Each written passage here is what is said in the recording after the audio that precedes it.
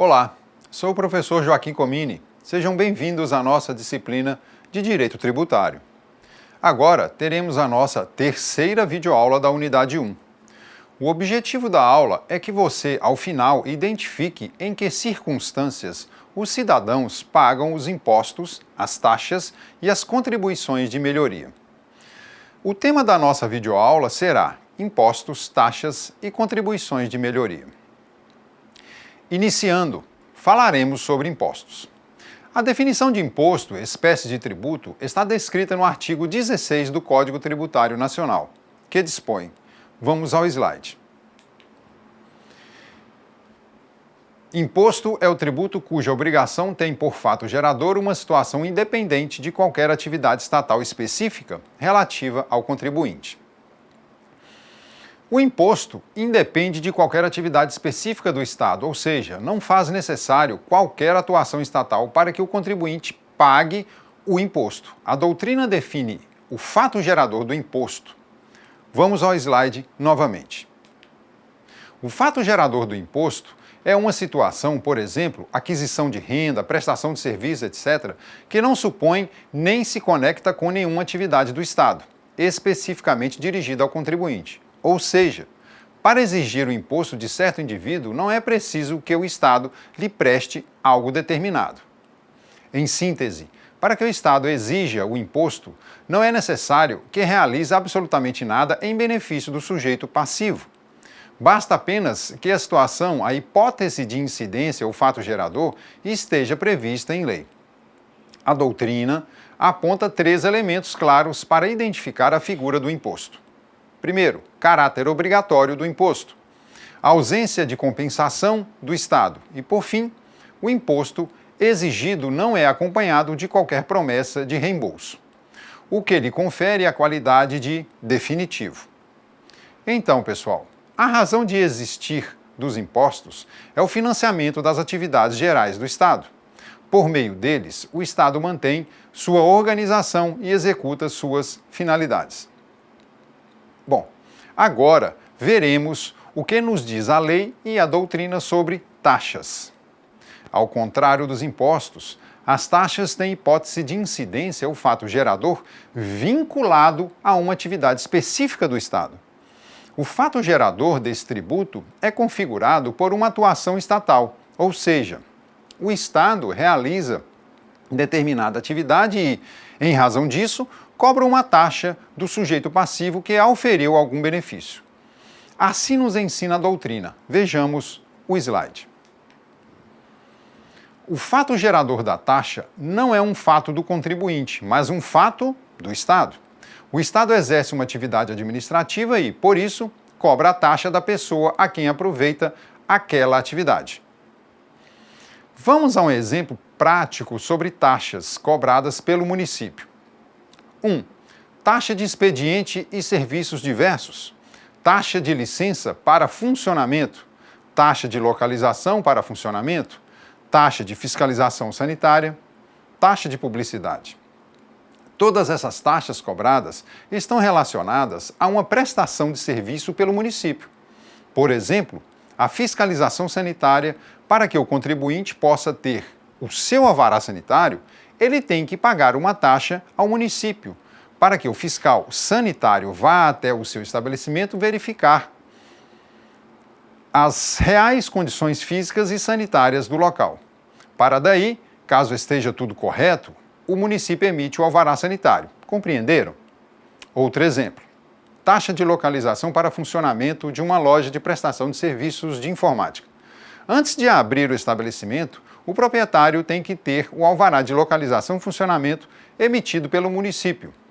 E para isso, paga-se uma taxa, para que um fiscal vá até o local e verifique as condições fiscais do imóvel e se naquela localização é permitido abrir, funcionar tal empreendimento.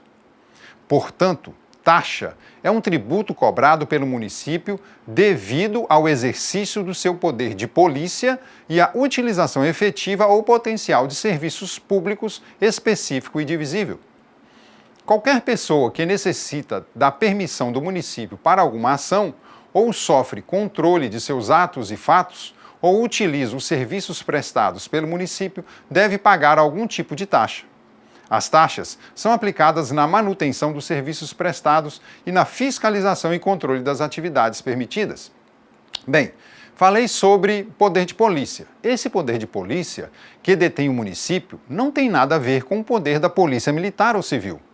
O poder de polícia do município é o poder de fiscalizar em razão do interesse público, fatos como segurança, higiene, ordem e costumes. O Código Tributário Nacional, no artigo 78, conceitua poder de polícia.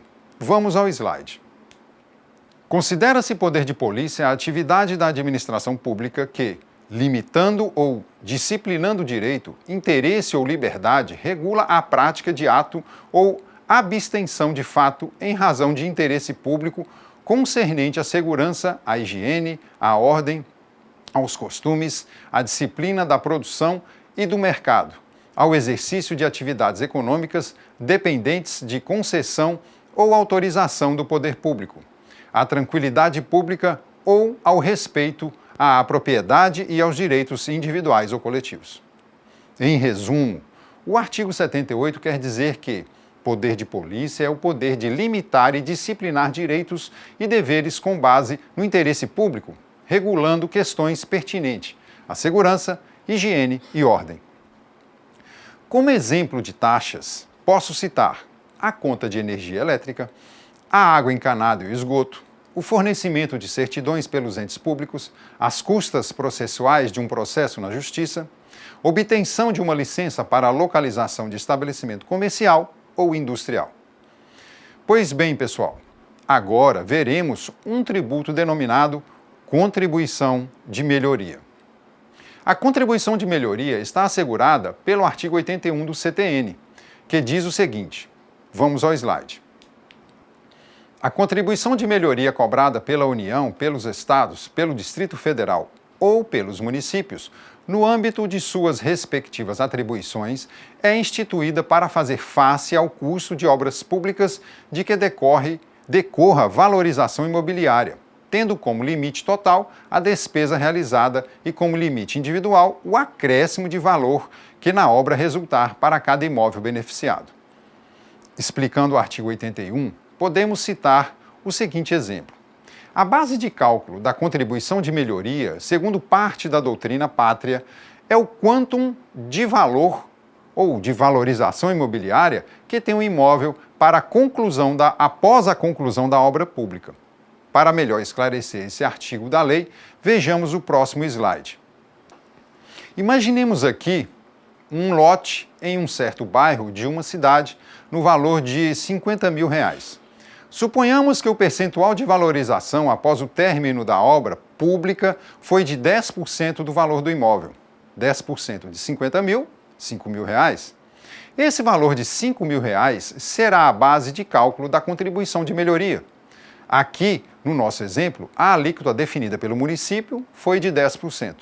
Portanto, o valor total a ser pago pelo contribuinte ao município será de R$500, ou seja, 10% de R$5 mil, R$500. Bem, viram que no exemplo apresentado, o valor devido pelo contribuinte não foi elevado. Lembrando que o município, em regra, parcela os valores dos tributos, o que pode ocorrer também, nesse caso, da contribuição de melhoria. No entanto, apesar de ter uma previsão legal, essa espécie de tributo não é muito utilizada pelos gestores públicos. Antes de finalizar a aula, farei, como sempre, um resumo do que estudamos. Imposto. É um tributo não vinculado, independe de qualquer atividade estatal. A taxa depende diretamente de uma atividade estatal, poder de polícia ou serviços públicos, é vinculada. Contribuição de melhoria depende de atividade estatal, obra pública, é também um tributo vinculado. Chegamos ao fim de mais uma videoaula. Espero que tenham aprendido a identificar em que circunstâncias os cidadãos pagam impostos, taxas e a contribuição de melhoria. Lembrando que temos um chat em nossa sala para tirar dúvidas. Sou o professor Joaquim Comini, até a próxima videoaula, um grande abraço.